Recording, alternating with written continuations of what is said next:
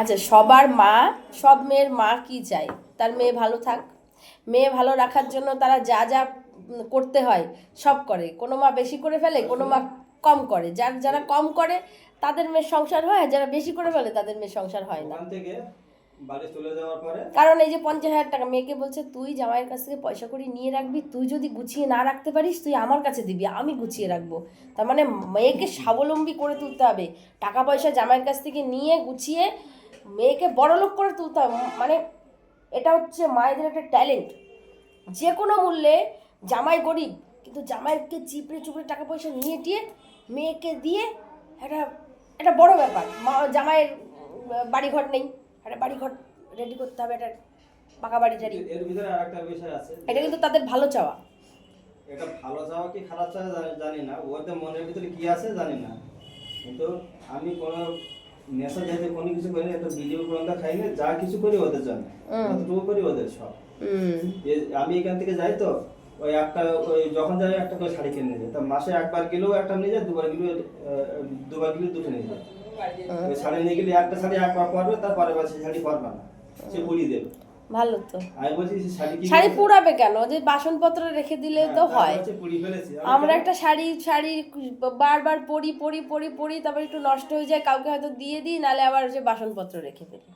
পোড়া কে পোড়ায় গো? নালে কাঁথা সেলাই করি। আমি লকডাউনে কাঁথা সেলাই করেছি, তাও ধরো অনেক অনেক কাঁথা সেলাই করেছি, তাও 4-5টা করেছি। লকডাউনে কাঁথা সেলাই করেছি 4-5টা। না, হ্যাঁ, আমি হাতে সেলাই করেছি। এই তুমি দেখলে না এদিনকে কাঁথা গায়ে দিচ্ছিলে না আমাদের বাড়িতে? সব আমার হাতে সেলাই। আমি 4-5টা কাঁথা সেলাই করেছি। আর একটা কোথায় যেন রাখা আছে, মানে এক দিকটার মতন বাকি আছে, সেইটুকু করতে বাকি আছে। আমি সেলাই করতে পারি কাঁথা।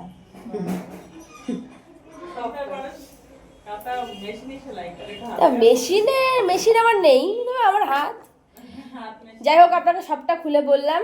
আপনার যদি মনে হয় যে, কারণ আমি আপনাকে ডাকিনি, আপনার যদি মনে হয় যে দিদি একবার গিয়ে চেষ্টা করুক আমার বউকে ফিরিয়ে আনার, 3 বছর গেছে বউ, একবার চেষ্টা করুক সবার আগে তাকে ফিরিয়ে আনার। আমিও চাই, দেখুন আপনারা যারা আসেন সবাই সংসারটা ঠিকঠাক হোক।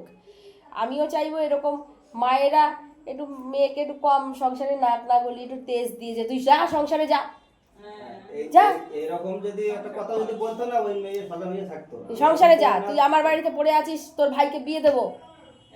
হ্যাঁ, এই তো তুই যদি আমাদের ঘাড়ের উপরে পড়ে থাকিস, তোর ভাইকে দেখতে আসবে, তখন তারা আঙুল তুলবে যে তুই ভাইয়ের ঘাড়ে বোন পড়ে থাকে, এই সংসার ভালো হবে না, তুই যা বরের ঘরে ফিরে যা। তাহলে সেই সংসারগুলো কখনো ভাঙাচোরা মনে হয় কমই হয়, এটা আমার মনে হয়। আমি জানি না কার কি মত।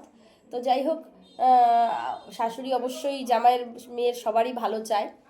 তা বেশি কথাটা হলো, আমার মেয়ের যদি জামাই টাকা পয়সা না থাকে, আমরা কিছু সাহায্য করে তাকে হেল্প করে কিছু করে দেওয়ার পরিকল্পনা করব, কিন্তু জামাইয়ের কাছ থেকে নিয়ে নিজেদের পকেট ভরা এসব ঠিক আমার ভালো লাগে না, এটা আমি মানতে পারলাম না। যাই হোক দাদা, প্রসেসিং রয়েছে, কিছু কাগজপত্র লাগবে আমার, আপনি সেগুলো দেবেন আমাকে যদি আপনার মনে হয়।